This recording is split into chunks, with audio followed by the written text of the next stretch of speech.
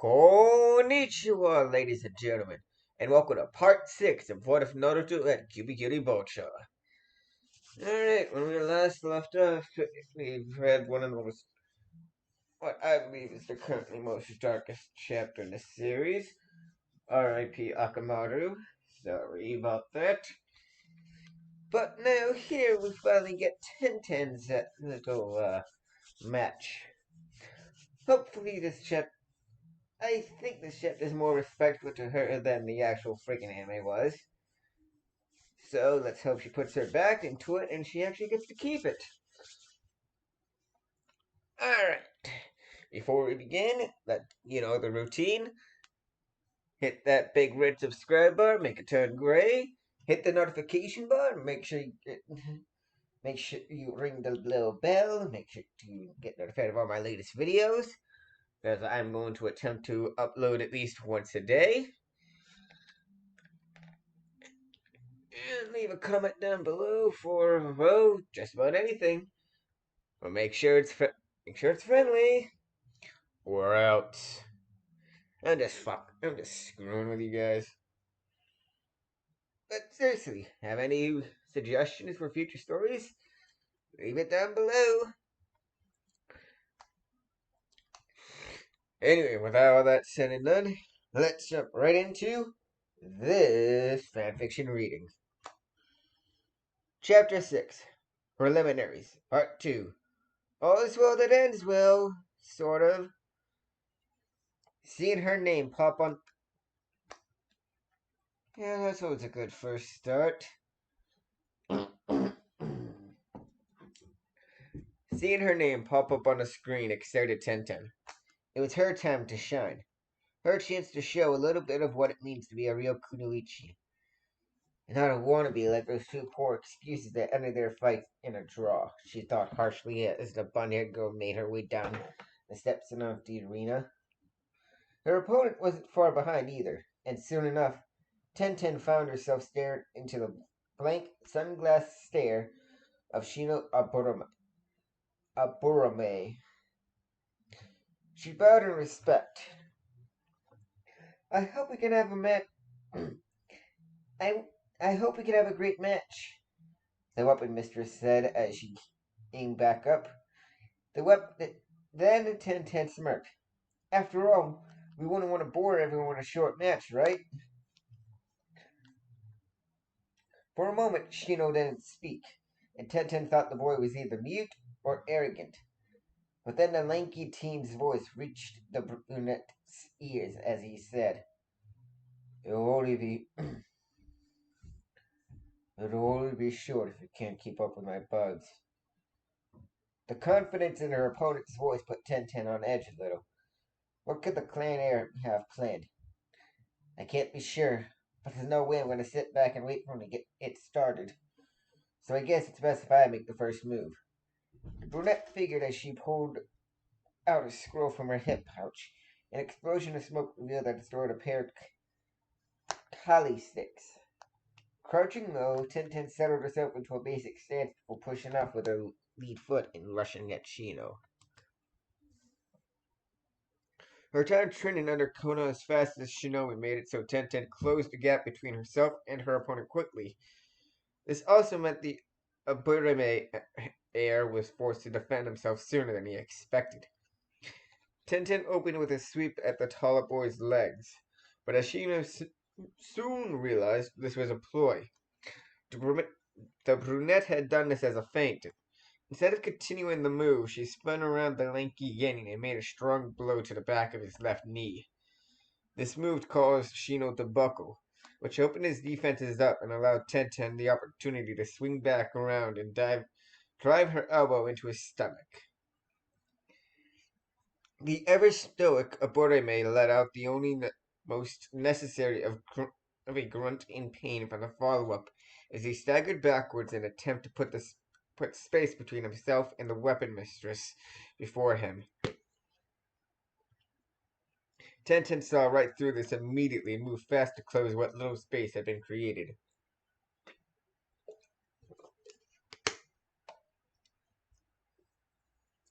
Unfortunately for her, Those few precious seconds were all Shino needed to put up his defenses. Or rather, for his defenses to find their way out into the arena. Because as Tenten lashed out with her kali sticks, she was surprised and a little grossed out to find that her attack was deflected by a swarm of bugs. It happened so fast. The brunette Kunoichi almost couldn't believe it. In a matter of mere seconds, her opponent's high-collared form was shrouded by a heavy fog of black, a wall of insects. And they had all come from the boy's pores. Tenten was about to try another offensive move when a mass of bugs from the center of the wall converged to form a spear. Tenten narrowly ducked her head to the side and avoided it before she leapt back out of the wall's reach. This proved effective as Shino's little friends didn't try to follow her, giving the young girl a chance to think of what to do next. If I try for a rear assault, there's plenty good chances his bug, more of his. Ugh. Try to. If I try for a rear assault, there's plenty good chance more of his bugs will just show up and block that way too, off too. Same thing goes for the sides, which means I have to find a way around them before he wraps himself in a shield of those little weirdos. The question is, how? These were the paths of Tenten's thoughts, but as she never actually done battle with a member of the Burame clan, the brunette didn't really have anything to go on. Something her opponent took quick notice of and decided to take advantage of.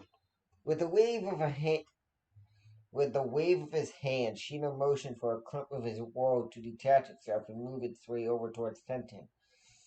As it moved, the mass of bugs then took an unspoken command and split into two. From there, the two halves torpedoed their way towards Tenten. Thinking quickly, Tenten stuck her sword into the ground and used it to push off and leap into the air. Once there, she produced another scroll, and after unraveling this one, sent a hail of kunai and shuriken raining down on Shino. As predicted, an even larger swarm of bugs found its way out from under his long coat and helped to create a dense bubble around their host. And that's when she saw it, her opponent's weakness. Well, yes, the brunette's barrage had been deflected and Shino left unscathed. There was a little litter of dead bugs now surrounding the Aborame sandal-clad feet. Tenten hadn't noticed this before because she hadn't done enough damage to the wall with her sword strikes.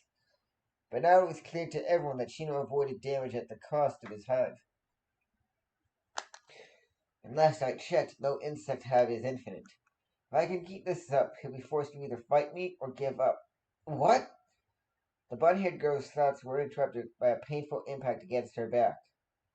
That's when she caught the two insect torpedoes she'd been avoiding. After the hit, Tenten found herself dropping from mid-air like a dead fly. But halfway to the ground, she recovered and was able to land on her feet. From there, the weapon-wielding Kunoichi backflipped to avoid being on the receiving end of another bug bashing. And these things following my every move, though there's no way I'll be able to pull off breaking down his defenses without taking too many hits myself. Tenten muttered to herself. Guess I will have to use that technique. Once she managed to avoid another hit from Shino's bug tornadoes, Tenten went about ending their match. She made a mad dash for her still grounded sword and once again used it as a stepping stone to get her more air. This would need a higher altitude than last time if she wanted it to be effective, though. So the bunhead girl added chocolate to her legs to help boost herself even higher. After getting into the air, Tenten pulled out two more scrolls, and with a twist, she unraveled them and called out, "Weapon uses secret technique!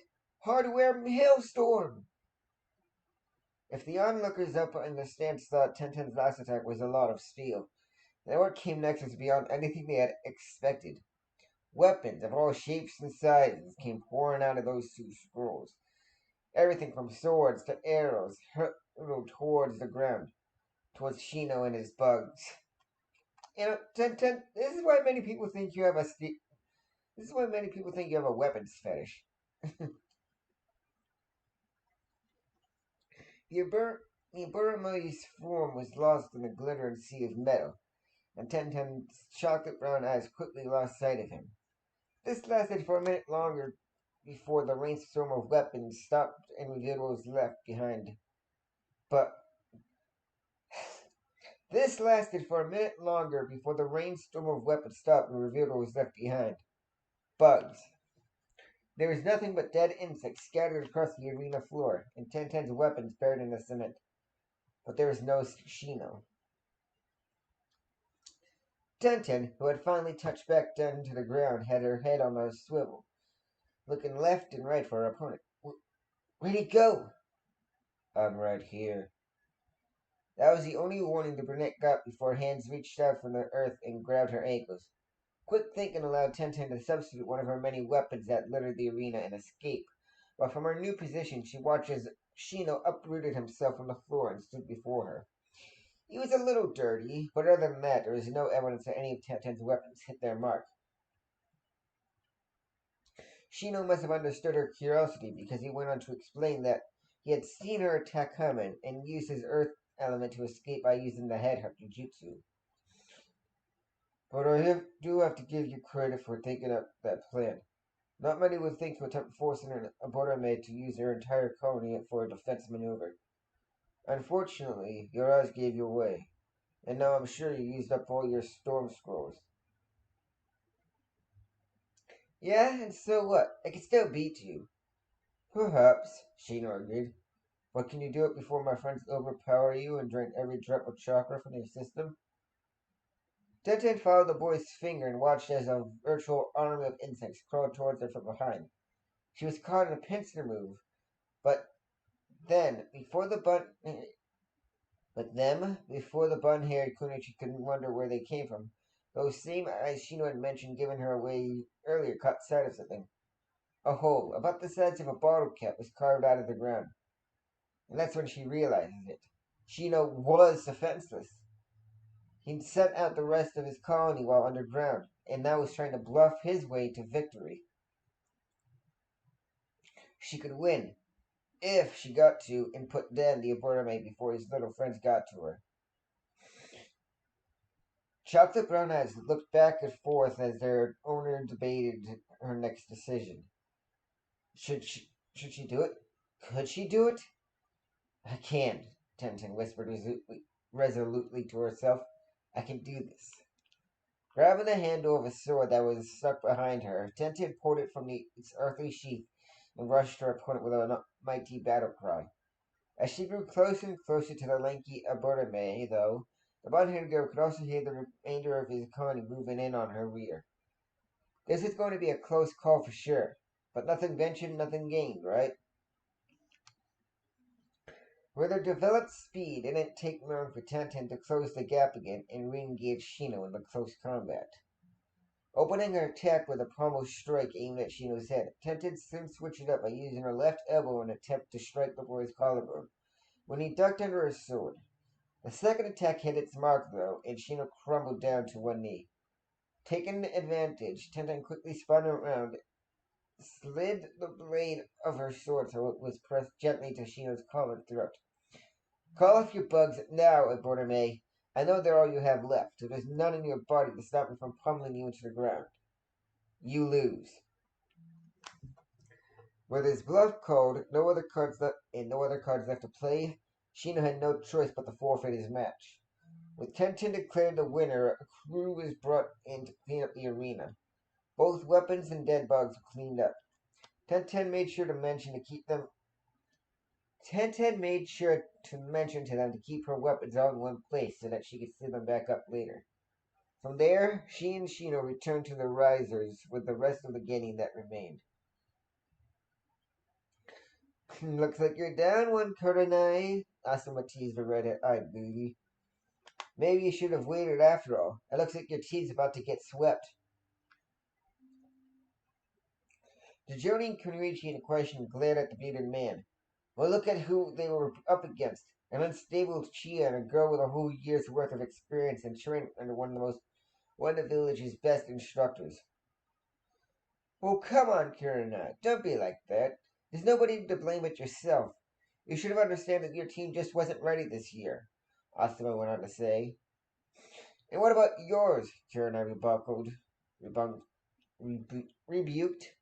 Why'd you decide to enter your team in these exams, Asuma? Because I have experience of training others, and not just from the few Genin teams I've had, but also during my time with the Guard. I was tasked with training the new recruits of the Daimyo's army. So sorry if I feel my students stood a chance here.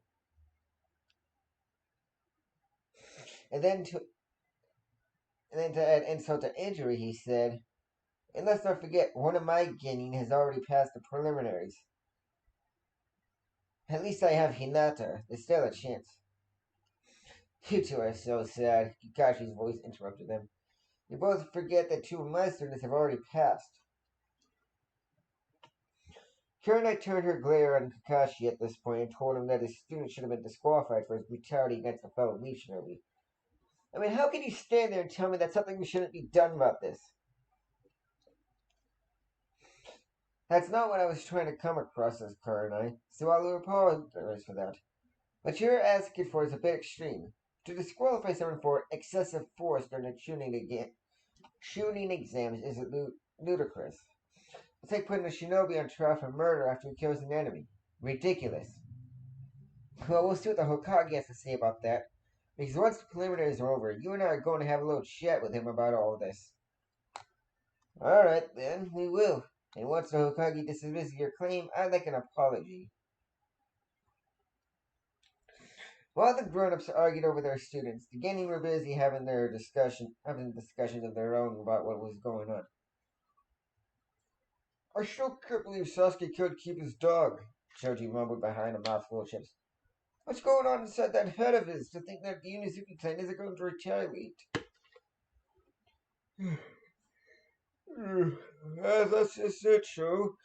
I don't think Sasuke was thinking out there. I think the guy was lost in his own emotions about losing his eye and didn't understand the meaning of stop and think, Shikamaru answered his best friend. Both have been forced to choke down their sickness at the sight of Akama's mangled and broken body.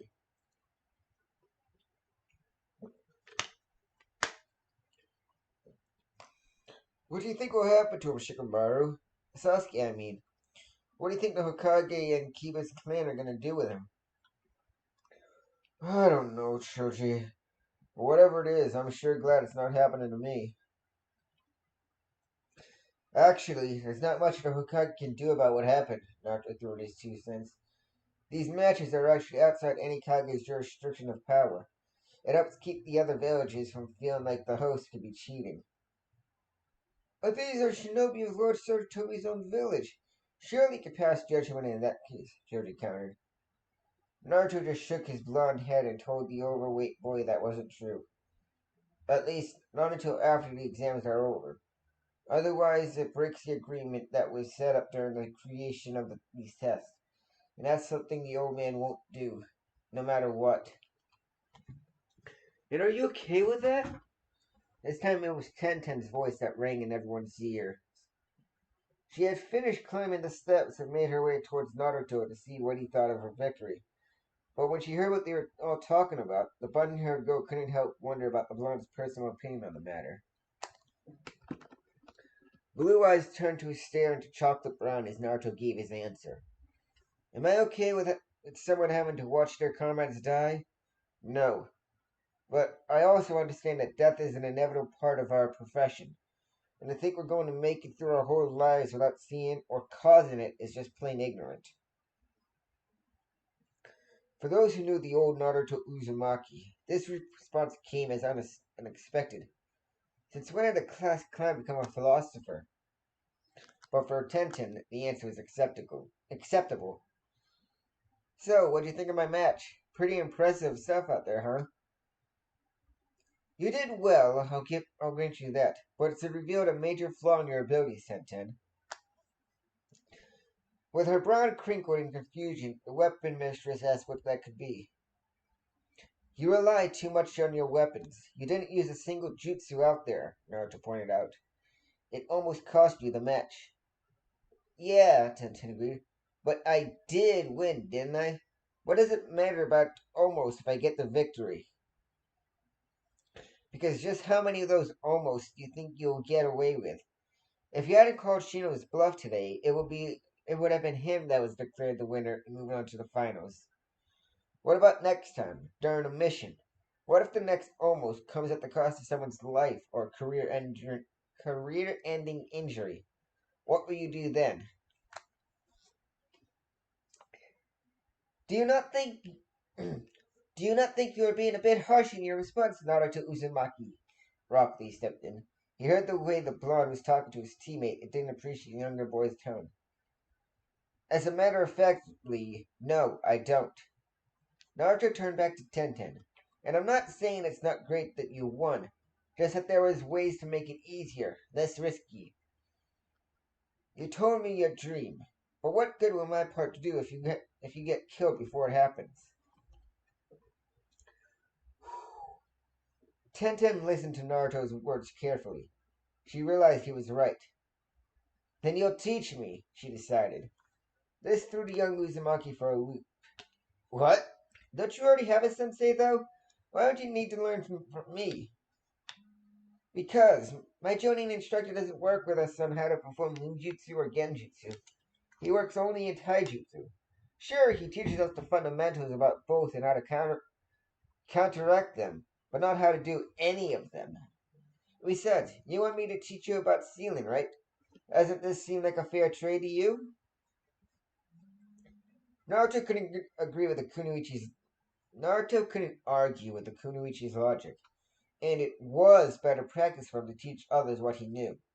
So, seeing nothing wrong with the arrangement, the blonde nodded in agreement and told Tenten that he accepted the girl's offer. Great, but we'll have to work out the details later, because the next match is starting. The brunette pointed to the board, and sure enough, two new la la la la la. Forgive me. The brunette pointed to the board, and sure enough, two new names have been positioned in bright yellow. Hinata Hyuga and Zaku Abumi. Hinata stared fearfully at her own name as it appeared on the selection screen. She had hoped to go last. Her attention was quickly drawn away from that, though, and over to the other side of the room, where she heard someone laugh hysterically. The culprit turned out to be a young genin from the Sound Village. He had a mop of jet black hair shaped like the end of a broom and was dressed in what looked like hand-me-downs. There was a cream-covered jersey over a long over. There was a long. There was a cream-colored jersey over top a long-sleeved gray shirt. His lower back was covered by a pair of black and white camel pants. Around his neck was more camo, this time in the form of a scarf. I believe that's your opponent, Hinata, Shino pointed out beside her. After his defeat from Tenten, the Abordame made his way back over his teammate. His abilities are unknown, but if his fellow Oto Shinobi are any indication, it will have to be something to do with sound waves. Be careful, Hinata. There's a look in his eye that I find troubling.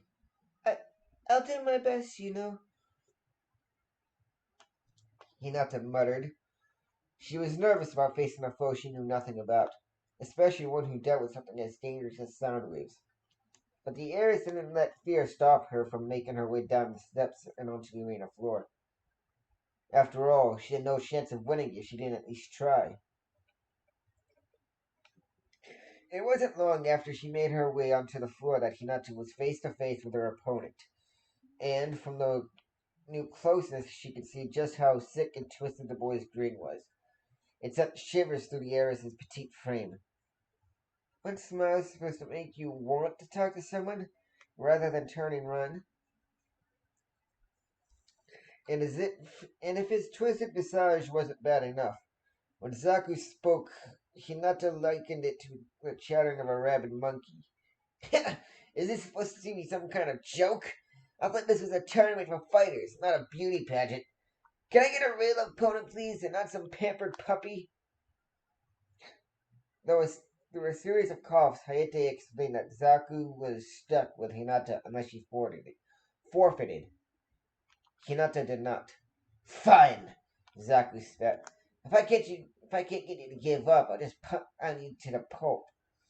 The sound getting crouched low in a threatening stance with his hands clawed. I hope you're ready, princess, because I won't be going easy on you. Hinata said nothing. She simply swallowed a lump in her throat and bowed respectfully to her foe before settling into a basic gentle fist stance. Her lavender eyes were soft and held a look of nervousness, but if one looked close, they'd see a tinge of determination rimmed around the edges of those pale orbs. She hadn't been forced to face her cousin, or that frighteningly sadistic Sunagenin with the red hair. So, in Hinata's mind, she actually had a real shot at winning if she gave it her all. Zaku was one of those few who saw Hinata's determined glint, and it made the Ultra Ninja annoyed. He had hoped to scare the girl away, but now that she stood in front of him with that look, it only flared his ire. Orochimaru-sama wanted us to keep our abilities a secret as long as possible. Ken and that loser Dosu already ruined the plan. And now to throw the plan out the window too. What? While Zaku was deep in his mental rant, Hinata had quickly noticed his lack of focus, decided to take advantage of it. After all, it's not often your opponent makes such a mistake, and to not capitalize it would be foolish. So Hinata started the match off with a palm strike aimed at Zaku's sternum, an attempt to end the match as soon as possible. But it seems the girl was too slow, because the sound shinobi returned to the fight just soon enough that he managed to twist away from the deadly strike. Hoping to keep Zaku on the defensive, though, Hinata didn't give up, and instead placed her weight on the ball of her foot, wrapped before whipping around with a harsh kick. It's, it found its mark, and Zaku was sent rolling back. Not wanting to lose her edge, Hinata charged her down opponent, only to be sent rocking back by a fierce blast of compressed air. While Hinata slammed against the tiled floor, Zaku stood tall, recovered from his small bout with misfortune. How'd you like that, princess? Zaku sneered to his downed foe. That's my decapitated sound waves. Packs quite a punch if I do say so myself. If Hinata heard this, she didn't show it. Instead, the routed Hyuga heiress stumbled to her feet after pushing off the floor. Wincing in pain, she patted the area of her hoodie that covered her stomach, and found it was tender to the touch. There was definite bruising. I got lucky then, Hinata thought as she kept a close eye on her opponent, because that type of attack could easily break bones or rip me apart if I'm not careful. But now I have a problem. How will I get close again? Because there is no way Zaku would space out like he had in the beginning of the battle. And that neat little trick he knew would easily keep Hinata as far away as he wanted. I have to find a way around it if I want any chance of winning, the Hyuga Kunoichi mumbled quietly to herself. But that's easier said than done, she grunted while dodging a shot from Zaku's hand. While she was in midair, Hinata pulled a handful of shuriken from her hip pouch and sent them soaring in her opponent's direction. But it seems Zaku's techniques didn't require any cooldown, because the Twisted Team just aimed his palms and deflected the projectiles with another blast. That wasn't good. It meant there was virtually no time in between attacks for Hinata to get closer. She'd have to think of something else. Unfortunately, Zaku didn't feel much like waiting around, and he soon sent another powerful blast of compressed air her way. Hinata barrel rolled out of the way, but was hard pressed to avoid the next attack that came her way, all the while listening as Zaku laughed with malicious delight. Is this the extent of the great Hyuga clan's strength? What good are those fancy eyes of yours if your opponent's too far for you to hit them? Pathetic! As she managed to escape another one of Zaku's destructive blasts, Hinata couldn't help letting his words break through the fragile wall of confidence she built before the match.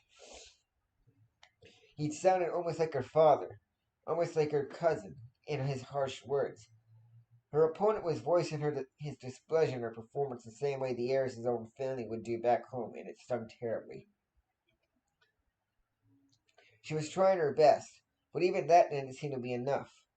It was this spiraling train of thought that caused Hinata to misstep during the next attempt at dodging, stumbling over herself after landing, and then being knocked off her feet by the next attack that came her way.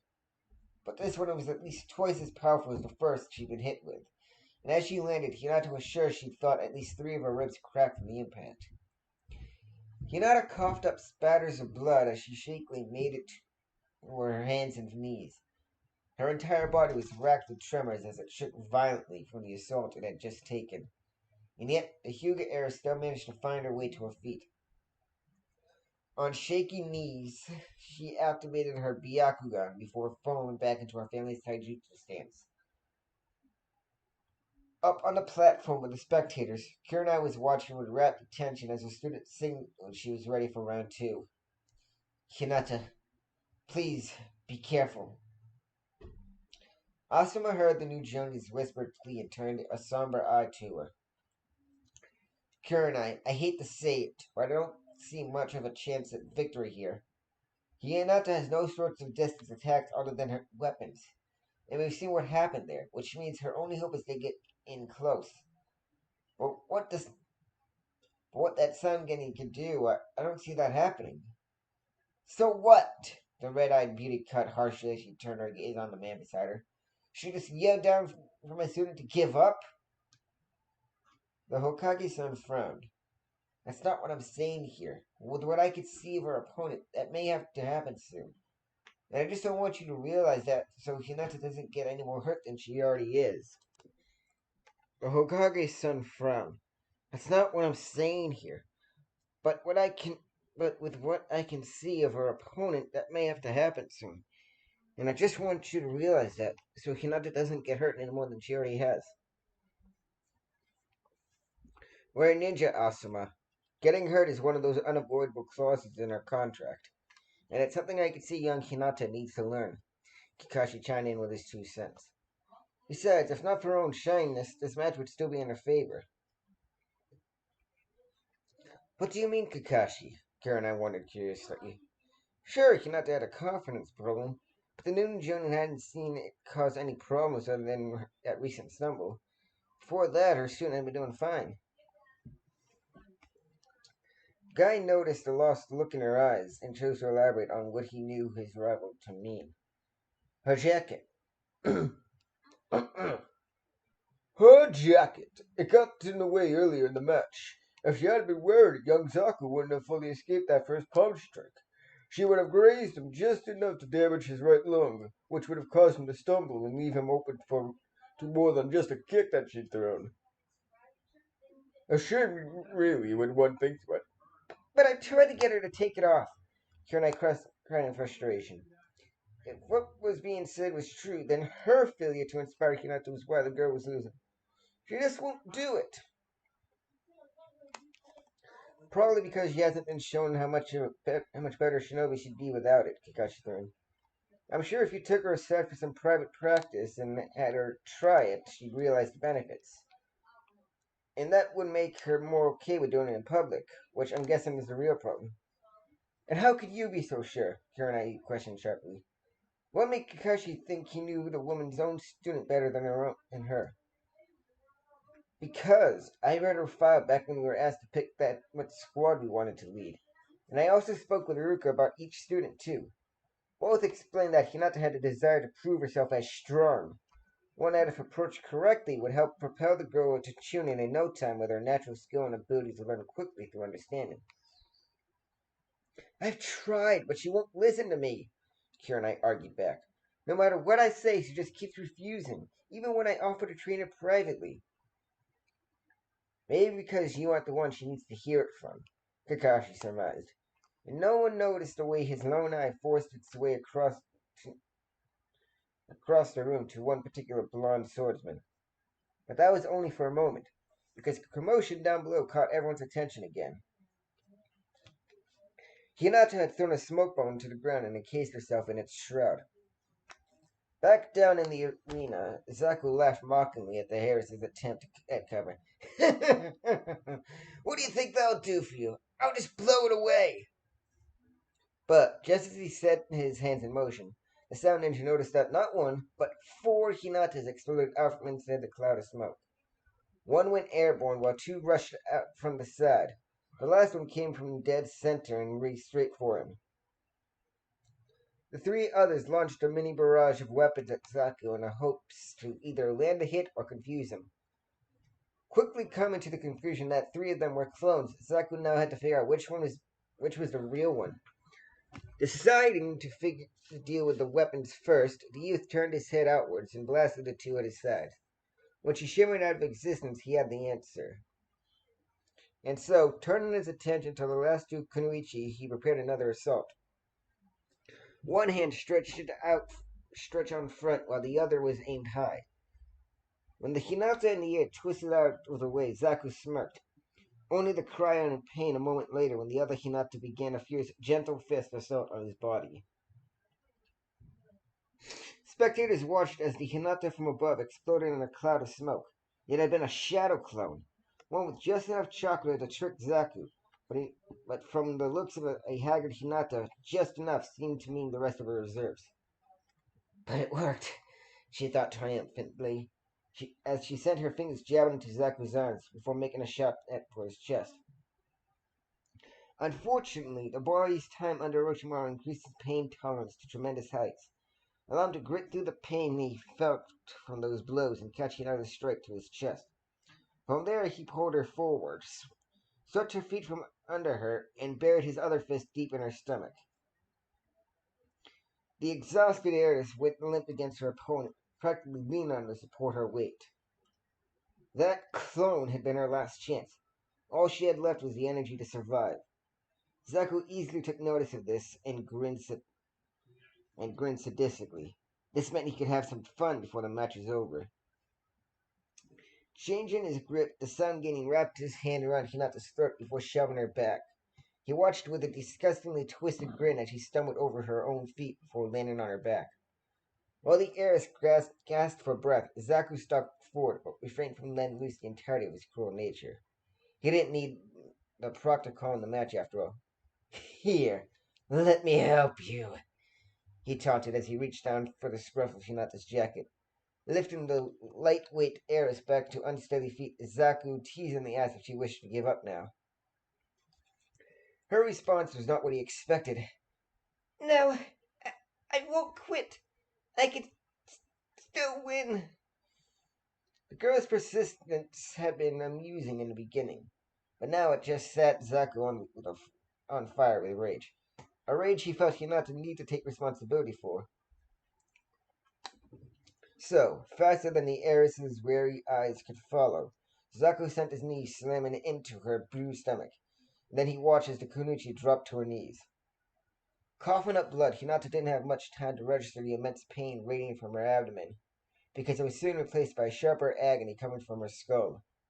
Zaku had taken hold of her hair and was yanking it back so as to force her to look up at him. Look up at the airkin and aim directly at her. From this range, he'll blow my head off, Hinata thought in alarm. I'm getting real sick and tired of you, princess. You lost. Why don't you just accept it? Through trembling lips, Hinata answered him. Because I never give up. Not when there's always a way out. And not when when the person I admire most is watching me. Well, there's only one way out here, princess. And here it is. Zaku raged. Ninja art. Sonic disruption. The amount of blood that washed over the arena floor was staggering. Much worse, though, for Hinata, who was forced to close her eyes so as not to run the risk of catching some disease. Zaku's screams reverberated off the stone walls as he howled in pain, clutching his now useless, bloody stump where her right arm used to be. Gah! What the hell happened? Where's my arm? I I may not have had the chakra to use my cleanse dojutsu, but I've studied studied the human body and its secrets my whole life, so it was easy for me to find which chakra points connected to your devices. That's why you were able to move before, because I didn't waste time going for your muscles, but for your tenketsu. Hearing Hinata's explanation only added fuel to the fire that was Zaku's rage, one that blinded him to reason, and what cost him his other arm after he attempted to blow the heiress away with his remaining cannon. It was after this Zaku quickly went into shock, dropping face first to the arena floor, and babbling about how it wasn't possible for him to lose to such a weakling. And the winner is Hinata Hyuga.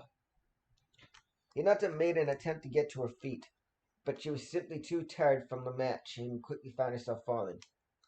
She was thankfully caught by her sensei, who had seen her struggle and rushed to help. And while the tired heiress wished with all her heart that her savior had been the blond boy up in the rafters, his nod of a job well done was more than enough to put a smile on her face and lift her spirits. She'd done well in his eyes, and that was better than any victory on the battlefield. There were two more matches after hers that involved both Kabuto's teammates, Choji losing and the other getting had the ability to steal chakra, while the other was beaten by Tamari, his ability to stretch like a snake doing nothing against her fierce fan attacks. It was the next two names that interested many in the crowd, as it was between Neji Hyuga and Kankuro from Suna. It didn't take either of the combatants to make their way down to the arena floor, both eager to get this over with. Another Hyuga, huh? If you're as lame as that last one, this won't even take a minute, Kankuro boasted. For his part, Neji let loose his own scoff at being compared to Hinata, or fairer, settling into a more advanced stance of his family's taijutsu, his bloodline activating. I assure you, I'm nothing like that weakling. I am a true Hyuga, a warrior. My eyes are sharper than hers, more deadly in their ability to predict. They show me that by the end of this match, you will have revealed to us all just how pathetically obsolete your puppetry is in today's age.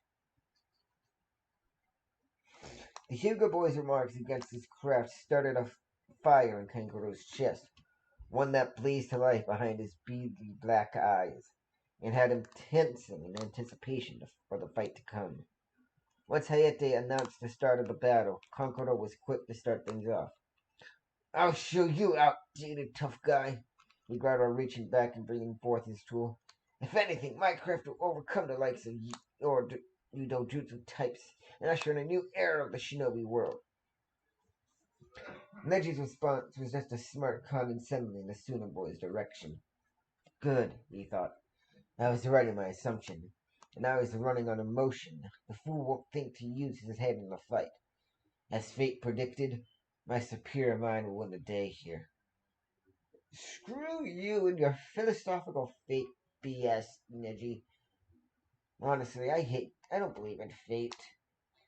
I believe in luck. Heck, not even that. I like to believe I make my own luck. Anyway, the Hugo prodigy was more than ready for when Kankuro sent his puppet rushing in. He weaved around the serrated blades that posed as claws at the end of the wooden warrior's hand, and easily avoided a series of spikes that shot out from its back by ducking low. Channeling his chakra into the tips of his fingers, Neji concentrated on turning into sharp cones that flared over his digits. Using this trick, the Hugo boy easily cut the lines of chakra his eyes found connected to the puppet's back. From there, it was all about closing the gap between himself and the Suna native. Kankuro tried to avoid the furious fingers that spread into his chakra points, but Neji was just too fast, and in a few short seconds had left the war paint wearing old boy with no access to his chakra or muscle movement. A clear difference in skill between himself and Hinata, who had battled before. When he was finished, Neji just stood there, tall and proud as his foe slumped down to the arena floor like a lifeless wreck. Kankuro found he could still move his eyes and looked up at the one who defeated him, only to shiver at what he saw. Neji's Byakugan was nothing like we'd seen on the other girl's face. No, his looked fierce and deadly. It was like being a mouse staring into the hungry gaze of a falcon. It was mind-numbing. It was bone-chilling. It was like Neji could see right through him. Could see everything about Kankuro, even his deepest, darkest secrets and fears. And that frightened the older boy. He never faced someone like Neji Hyuga before, and now he prayed he never did again. All but Kankuro heard Hayate call the match, and soon again he barely registered that medical ninja were taking him away. He was only really aware of the cold feeling of fear as it rushed through his veins. A fear he thought was reserved solely for Gaara. Alright. And now we've come to the conclusion of preliminaries. There are only 2 challengers left. So would Gaara and Rock Lee please make their way down to the arena? The sickly Jungin called out in a voice made in coughs. It was time. The final match was to begin. All who remained in the stands held their breath as the 2 combatants made their way to the floor. Rock Lee of Konoha against Suna's most dangerous shinobi, Gaara of the desert. The question on everyone's mind wasn't really who would win, but how much torment would each fighter go through before one was crowned victorious. Naruto stared at the small slip of paper in his hand and the address written on it. After his leading's match with Gaara, the Hokage explained the remaining Chunin candidates had exactly 1 month to prepare for the final matches. And that's how long it would take all the attendant dignitaries to arrive. He also would have them draw lots to see who would face who, and in what order. Naruto was up first against Tenten, while Sasuke was somewhere in the middle, set to battle against Gaara. Once the positions were set, both Naruto and Tenten agreed they would put off any form of training together until after the finals, as it was this conversation that sparked the interest of the one who given Naruto the paper. They'd caught the blonde before he left the tower and explained that they wished to repay a debt through the offer of training him for the finals. So they handed him the slip before bidding the blonde goodbye. And now here he was, standing at the person's door, contemplating if he should knock or not. It was the weight of Kubikiribocho on his back and the dream of honoring Zabuza's memory that convinced Naruto to reach out and let the person know he'd arrived. Besides, when Kakashi Sensei training started Sasuke's training, I'll need someone else to step in and fill that gap. And I guess learning what she knows can't hurt. She's not a Jonin for nothing, after all. When the door opened, Naruto looked up and let his ocean blue eyes meet with Anko's pupilless blonde hair. She had a smirk on her face, like she knew he'd show up, before asking if he was ready to go. Right now, he questioned. Don't you want to know what I've learned so far so that you can see what to work with me on? Nope, she said carelessly with a wave of her hand. Besides, if I'm going to convince the old man to let me take you out of the village for training, the sooner the better. You don't have time to waste on being asked silly questions. Naruto eyed the older woman curiously as she made her way in the direction of the Hokage's office. Training outside the village? What's out there that we can't do at a training ground? Her next words let Naruto know that the next month was going to be nothing like he expected. Well, for starters, you can't come with me on my latest mission if you stay here in the village, kid. And that was What If Naruto Had Kubikiribocho Part 6. Quite frankly, I am bloody freaking surprised how short that one is. But then again, compared to the last chapter, it was kinda... alright, I guess. I mean, the fact that Hinata used a shadow clone of all Jutsu is kind of interesting. Well, at least she didn't go up against freaking Neji in this one. I never liked that fight. That's just brutal, what Neji does. But of course, compared to what happens between Rock Lee and Gara, well, that's another story. Woo! Well then, all things considered, this was a pretty good chapter. Short but sweet, to the point. I mean, with the freaking mental breakdown of goddamn. Searching for the words. With the nightmare of freaking Sasuke and Kiba's match. In our last episode, this was mostly a walk in the park. I mean, Hinata did freaking blow up Zaku's arm, so. Well,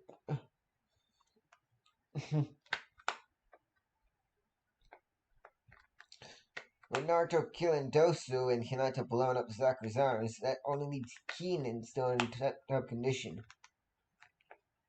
Oh well.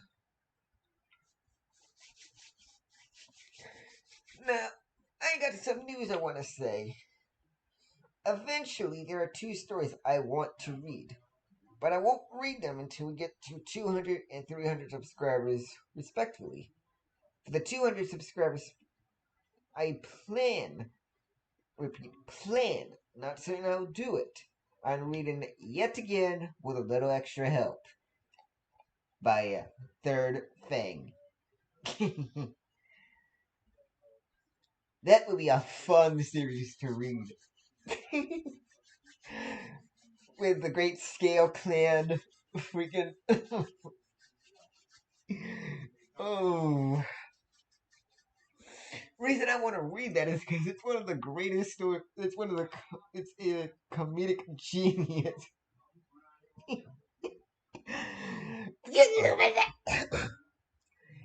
Illuminati wrapped me like charms. Hide the chandeliers. That's the only hint of the insanity that is to come of that story that you'll get. But for those who read it, stay tuned because it will most likely be the 200 subscriber series that I start. Now, for 300 subscribers, we're going to do a story that I never got the chance to finish. And it is 310 chapters long, which is what I want to wait before I start doing. It is Relics of the Past by Cyril. If you ladies and gentlemen, want me to read that, stay tuned for 300 subscribers. And I'm going to be writing. Eventually, I want to do something. If I have the money for this week, you know what? No, I'll keep that to myself for now. Let's just say that I plan on writing a new fan fiction. For a series I never got the chance to watch past episode 1. But I will begin watching again.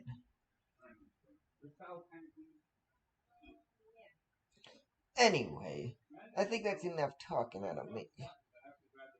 Hit the notification. Hit that big red subscribe button. Hit the notification bell so you never miss a video. Leave a like down. Leave a like on the video to help with the to help with my to help boost not to help with the series.